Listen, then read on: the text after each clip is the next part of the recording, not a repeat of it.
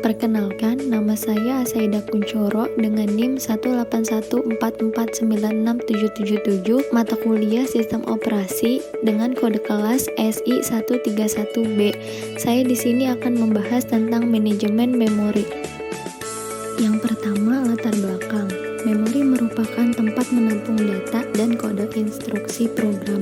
Memori adalah pusat kegiatan pada sebuah komputer, karena setiap proses yang akan dijalankan harus melalui memori terlebih dahulu. Sistem operasi bertugas untuk mengatur peletakan banyak proses pada suatu memori. Manajemen memori berkaitan dengan aktivitas pengelolaan penggunaan memori pada saat komputer aktif dan menjalankan proses-proses. Selanjutnya, konsep dasar. Konsep dasar mencangkup 4 hierarki organisasi memori pada sistem komputer. Yang pertama, register. Register prosesor adalah sejumlah kecil memori komputer yang bekerja dengan kecepatan sangat tinggi yang digunakan untuk melakukan eksekusi terhadap program-program komputer dengan menyediakan akses yang cepat terhadap nilai-nilai yang umum digunakan.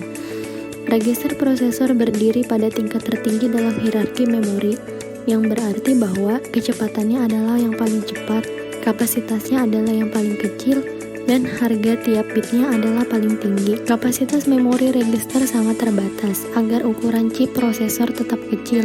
Itulah sebabnya diperlukan memori utama. Register umumnya diukur dengan satuan bit yang dapat ditampung olehnya, seperti register 8 bit, 16 bit, 32 bit, dan 64 bit.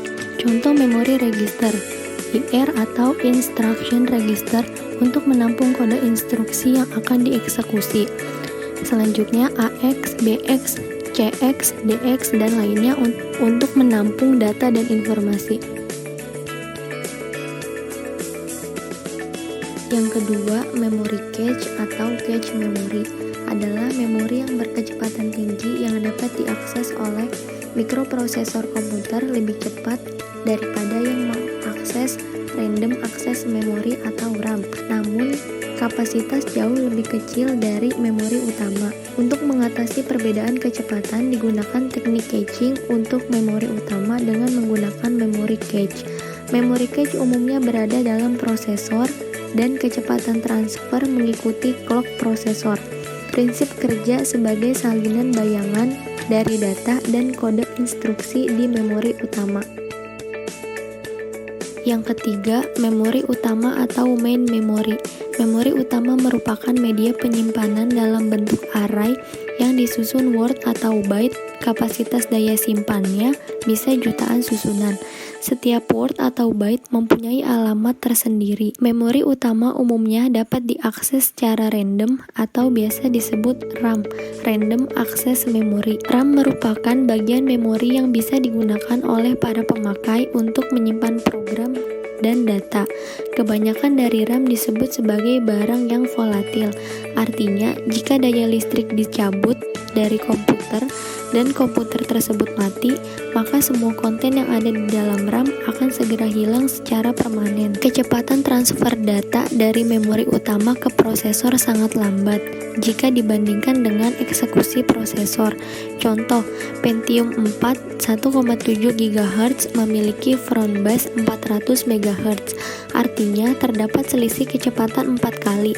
Berarti setiap kali terjadi transfer data dari memori utama ke register prosesor, prosesor harus menunggu sebanyak 4 siklus eksekusi. Yang keempat, memori sekunder atau secondary memory adalah sarana penyimpanan yang berada satu tingkat di bawah memori utama sebuah komputer dalam hierarki memori. Memori sekunder umumnya berupa disk dan bersifat non-volatil. Artinya, walaupun komputer dimatikan, data-data yang disimpan di sarana penyimpanan sekunder tidak hilang. Data disimpan dalam piringan-piringan magnetik. Kecepatan transfer jauh lebih lambat dari memori utama. Data yang berada di sarana penyimpanan sekunder memiliki waktu yang lebih lama untuk diakses dibandingkan dengan mengakses di memori utama. Selain disebabkan oleh bandwidth bus yang lebih rendah, hal ini juga dikarenakan adanya mekanisme perputaran head dan piringan magnetik yang memakan waktu. Untuk mengatasi kekurangan tempat pada ruang memori utama, dibutuhkan teknik virtual memory. Adalah mekanisme sistem operasi untuk menjadikan beberapa ruang kosong dari disk menjadi alamat-alamat memori virtual, sehingga prosesor bisa menggunakan memori virtual ini seolah-olah sebagai memori utama. Akan tetapi, karena letaknya di penyimpanan sekunder, akses prosesor ke memori virtual menjadi jauh lebih lambat dan menghambat kinerja komputer.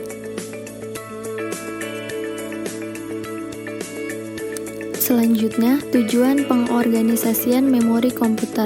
Yang pertama, meningkatkan kecepatan akses kode instruksi dan data oleh prosesor. Yang kedua, mengurangi waktu menganggur atau idle prosesor. Yang ketiga, memperbesar kapasitas penyimpanan. Selanjutnya, hierarki memori. Yang pertama, peningkatan waktu akses atau access time. Semakin ke bawah semakin lambat dan semakin ke atas semakin cepat. Yang kedua, peningkatan kapasitas. Semakin ke bawah semakin besar dan semakin ke atas semakin kecil. Yang ketiga, peningkatan jarak dengan prosesor. Semakin ke bawah semakin jauh, semakin ke atas semakin dekat. Yang keempat, penurunan harga memori tiap bitnya. Semakin ke bawah semakin murah dan semakin ke atas semakin mahal. Selanjutnya, pengalamatan memori. Pengalamatan memori adalah penempatan alamat pada ruang memori pada suatu sistem komputer. Tugas untuk mereferensi kode instruksi atau data di memori utama secara tepat merupakan tanggung jawab dari compiler. Compiler berfungsi mengubah source code yang ditulis programmer menjadi file yang berisi kode instruksi program yang dapat dijalankan prosesor. Dalam menentukan alamat instruksi atau data, compiler mengacu pada metode pengalamatan memori yang dipakai sistem komputer. Metode pengalamatan memori mendefinisikan yang pertama, model alamat yang dituliskan pada kode instruksi program. Yang kedua, mekanisme penyalinan. Yang ketiga, kapan dan bagaimana alamat dalam kode instruksi program diterjemahkan dalam alamat fisik memori sesungguhnya.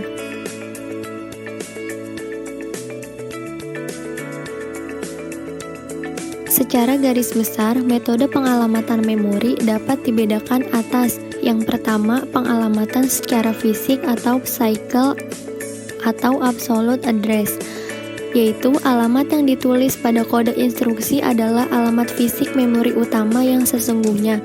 Yang kedua, pengalamatan secara logika atau logical addressing, perlu ditranslasikan ke alamat fisik memori utama. Pada saat dieksekusi, pengaksesan alamat akan ditranslasi dengan menjumlahkan alamat referensi awal pada instruksi dengan isi register alokasi untuk mendapatkan alamat fisik memori. Relokasi program dapat dilakukan secara fleksibel. Selanjutnya, address binding.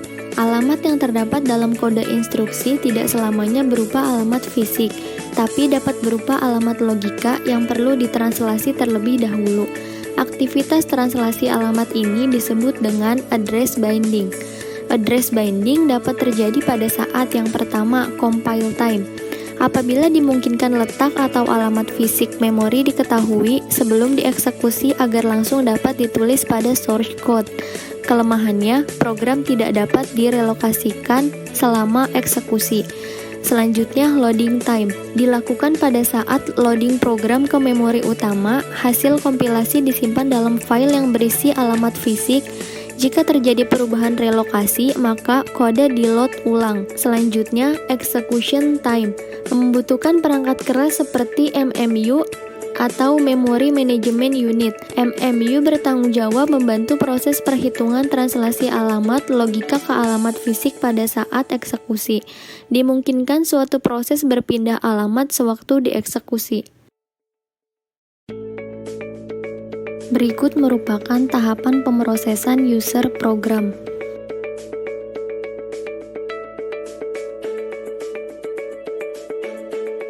Selanjutnya, Memory Management Unit atau MMU, perangkat hardware yang memetakan alamat logik atau virtual ke alamat fisik. Dalam skema MMU, menyediakan perangkat register yang dapat diset oleh setiap CPU. Setiap proses mempunyai dataset register tersebut disimpan di PCB. Harga dalam register base atau relokasi ditambahkan ke setiap address proses user pada saat run di memori. Program user hanya berurusan dengan address logic saja. Berikut merupakan relokasi dinamik menggunakan register relokasi. Selanjutnya, dynamic loading. Tidak semua bagian program diambil ke memori. Dengan dynamic loading, rutin yang tidak digunakan tak akan pernah di-load ke memori. Mekanisme dasar dynamic loading. Program utama di-load dan dieksekusi. Pada saat suatu rutin butuh memanggil rutin yang lain, maka pertama, rutin pemanggil mengecek apakah rutin yang dibutuhkan sudah pernah diambil. Jika belum, maka rutin yang dipanggil tersebut akan diambil dan dialokasikan di memori utama. Keuntungan dynamic loading. Yang pertama, rutin yang tidak digunakan tak akan pernah di-load ke memori. Yang kedua, untuk menghindari pemakaian rutin yang salah dalam program dengan jumlah kode yang besar. Yang ketiga, tidak memerlukan bantuan sistem operasi. Metode ini menjadi tanggung jawab user atau programmer. Sistem operasi hanya menyediakan rutin library. Selanjutnya, dynamic linking. Konsep sama dengan dynamic loading, hanya saja penekanan pada proses linking. Dimungkinkan adanya share library yang dibuat oleh suatu aplikasi untuk digunakan oleh aplikasi lainnya. Mengurangi pemakaian space. Satu rutin library di memori digunakan secara bersama oleh sekumpulan proses. Dapat digunakan untuk pembaharuan library secara otomatis bila ada versi yang lebih baru. Sistem operasi dibutuhkan untuk memeriksa apakah rutin yang diperlukan ada di ruang memori proses yang lain. Selanjutnya, overlay. Overlay adalah suatu teknik pemrograman yang berfungsi membagi program yang besar menjadi bagian yang kecil, sehingga dapat dimuat secara parsial ke dalam suatu page memori yang berukuran lebih kecil.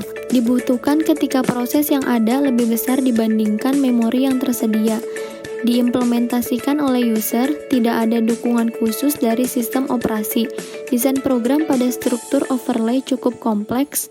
Ide dari overlay adalah yang disimpan di memori adalah hanya instruksi dan data yang diperlukan pada waktu tertentu. Bila instruksi lain yang diperlukan, maka akan diletakkan di tempat instruksi yang sama yang tidak diperlukan lagi. Berikut merupakan overlay pada two-phase assembler. Untuk load keseluruhan dibutuhkan memori 200.000. Jika yang tersedia hanya 150.000, maka tidak bisa dieksekusi. Dengan menggunakan overlay, maka rutin dibagi menjadi dua overlay. Yang pertama, overlay A, terdiri dari simbol table, command rutin, dan pas 1, butuh 120.000. Yang kedua, overlay B, terdiri dari simbol table, command rutin, dan pas 2, butuh 130.000, membutuhkan overlay driver 10.000.